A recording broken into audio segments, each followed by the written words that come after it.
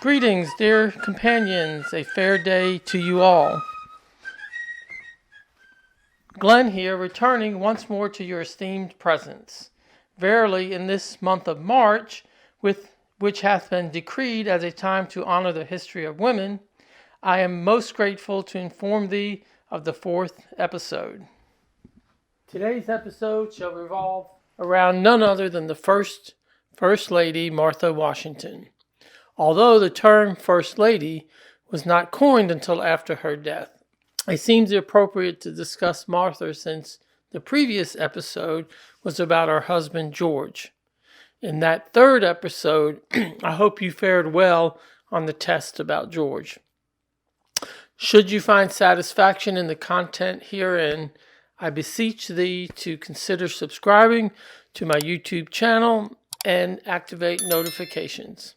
Thus, without undue delay, let us commence. Martha Dandridge entered this world on the 2nd day of June in the year 1731 in Chestnut Grove within the bounds of the colony of Virginia. She was the eldest child of John Dandridge and his wife Frances Jones. Notably, Frances boasted lineage tracking back to Roland Jones, esteemed as the first rector of Bruton Parish in the colonial settlement of Williamsburg, Virginia, a sacred ground that can be visited to this day.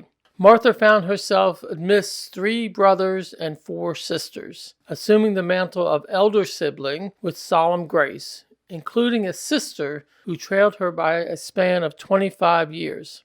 Martha played a maternal and domestic role beginning early in life. Despite her station as a daughter of a planter, she received a quality education, though it was still inferior to that of her brothers. Interesting fact here. She was the firstborn, yet outlasted each of her siblings, a destiny mirroring that of her husband George, who likewise, as the eldest, outlasted each of his siblings too.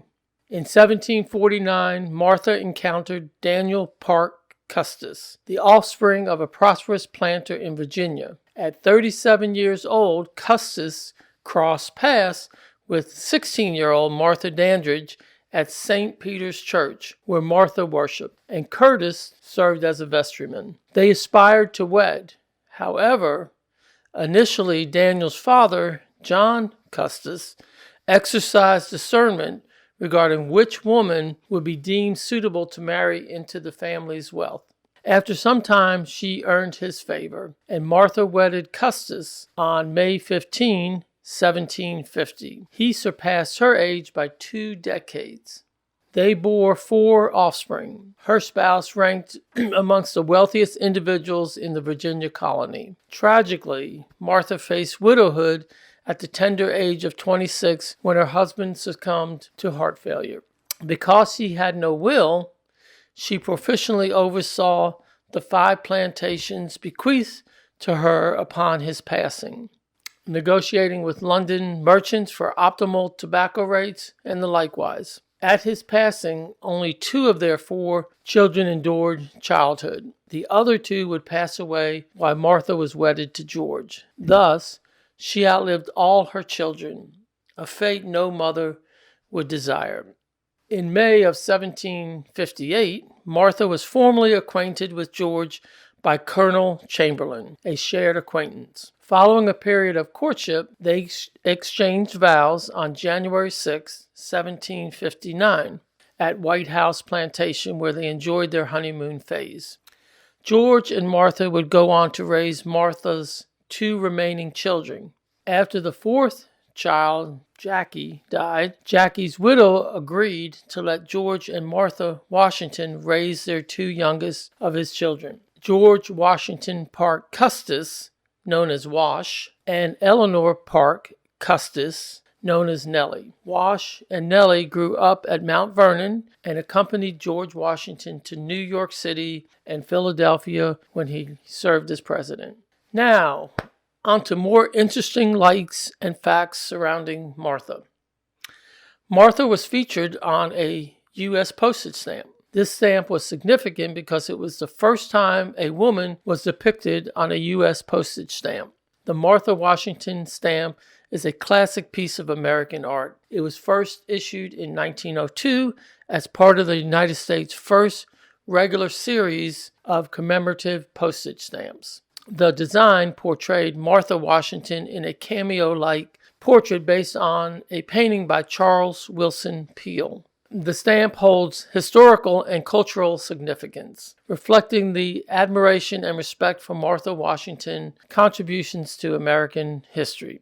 I was pleased to be able to collect one of the original stamps off of eBay, as shown here on postmarked mail from 1909.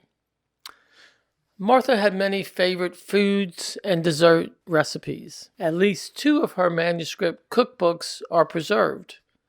Here is a recipe for her great cake. Now, looking at this recipe, who has a pan big enough to bake such a cake?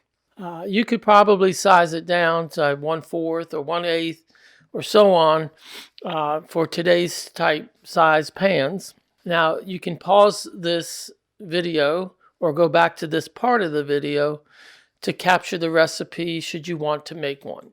One of Martha's favorite novels was Children of the Abbey. The Children of the Abbey is a novel by the Irish romantic novelist Regina Marie Roche. It first appeared in 1796 in London in 4 volumes and related to the tale of Amanda and Oscar, 2 siblings robbed of their rightful inheritance by a forged will. The book contains many standard Gothic elements, old mansions, haunted abbey, and so forth, in the context of a sentimental novel.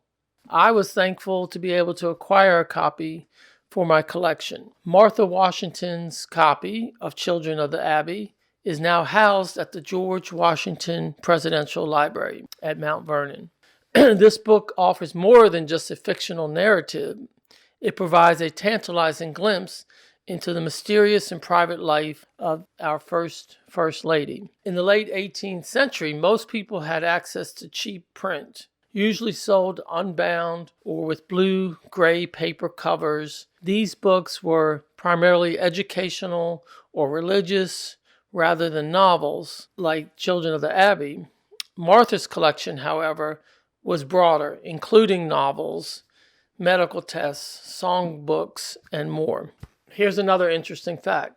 Martha spent considerable time with her husband during the American Revolution. Every year during the long winter months when the fighting was at a standstill, Martha accompanied George to his encampment, abiding with him for many months. An annual pilgrimage she made, enduring the harsh journey to his encampment, be it at Cambridge, Valley Forge, Philadelphia, Morristown, and Newburgh, or other distant lands. Verily, between 1775 and December 1783, Martha Washington abided with her spouse for nearly half the time he was away.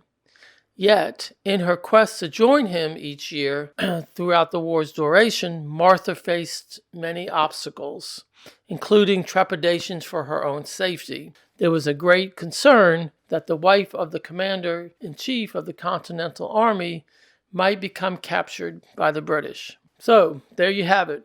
A quick glimpse into Martha Washington. There is much more to learn.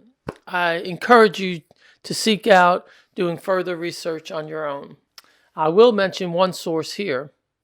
Check out the book, The Papers of Martha Washington. I'll warn you, it's a huge 736-page book, a lot to read, but I was thankful last year to go to Mount Vernon and be in the audience where they held a lecture by the scholarly writers and researchers for this published work. You can read the details here of this volume, put together by the University of Virginia and the Mount Vernon Ladies Association.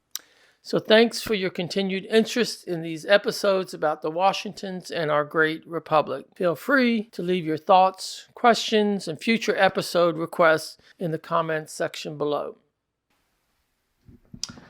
Episode 5 should be out in a couple 3 weeks. Its subject matter yet to be disclosed. And as a reminder, March is Women's History Month.